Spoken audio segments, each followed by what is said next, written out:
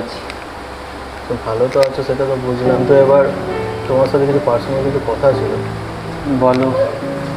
কোথা থেকে শুরু করবো সেটা ভাবছি। তোমার যেখান থেকে ইচ্ছা। দেখো তো ফোন করছি তোমাকে।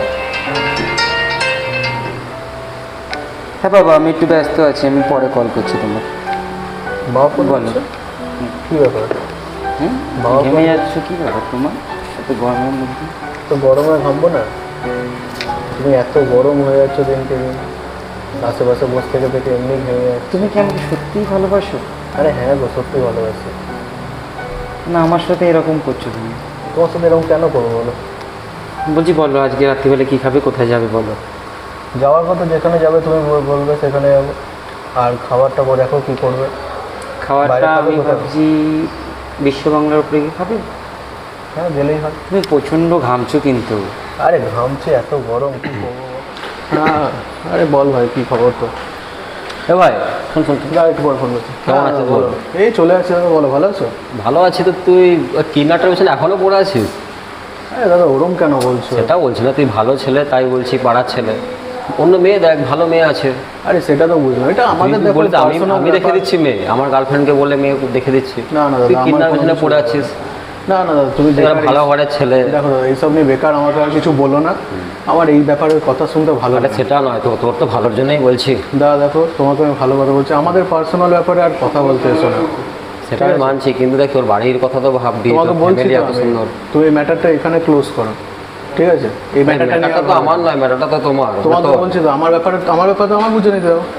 আমার সাথে তোমার কোনো দরকার নেই কেউ ইয়ে করার। দেখ আমার মনে না, হলো না, যে তোর কি বল। তোমাকে আমি বলছি জিনিসটা, তুমি জিনিসটা বুঝছো না। আর তাহলে তো তোমার ভালো জিনিস ভালো ছেলে হবে। তুমি তো বললে ম্যাটারটা আমার, তো আমার ম্যাটার মতো বুঝে নিতে দাও।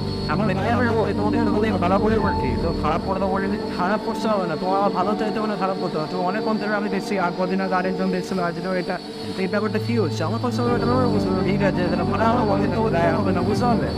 ঠিক আছে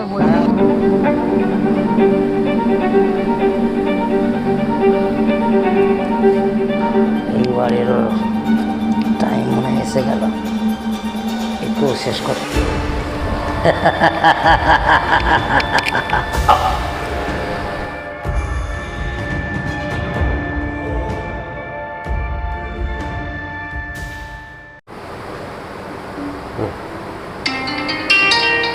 দাদা স্যার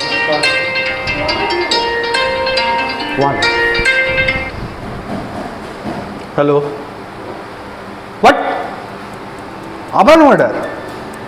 এবারে কোথায় হয়েছে? কোল ইন্ডিয়া গেট?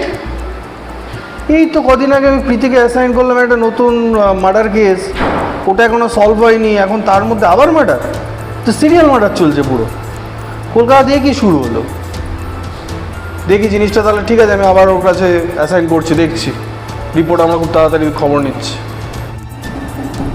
হ্যালো, হ্যাঁ প্রীতি, আবার নতুন মার্ডার আছে, তুমি সেটা কি জানো? কদিন আগে তোমাকে আমি একটা কেস দিলাম, বিশ্ববাংলার ওখানে যে কেসটা হলো, আবার তো একটা মার্ডার হয়েছে কোল ইন্ডিয়ার কাছে। কি চলছে কলকাতা? তুমি আগে এখনো কিছু ঠিক মতো রিপোর্ট দিতে পারলে না, একটাই এভিডেন্স দিলে, বাকি কি? তাহলে কাজের গতি কি হচ্ছে? কাজের গতি বাড়াও, মার্ডারের কোনো মার্ডার হতে পারে প্রতিবার। হ্যাঁ, তুমি এক্ষুনি ঘটনাস্থলে যাও এবং দেখো জিনিসটা কি হয়েছে এবং ক্লু কি মিলছে সেটা তুমি দেখে আসো। আমাদেরকে অ্যাজ সুন অ্যাজ পসিবল জিনিসটা থামাতে হবে, তাহলে সারা কলকাতায় ছেড়ে যাবে, মানুষ ভয় পেয়ে যাবে।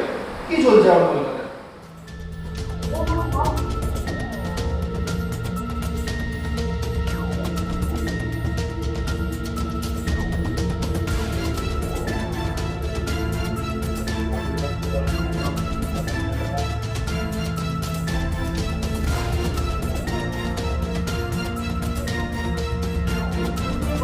Really big story.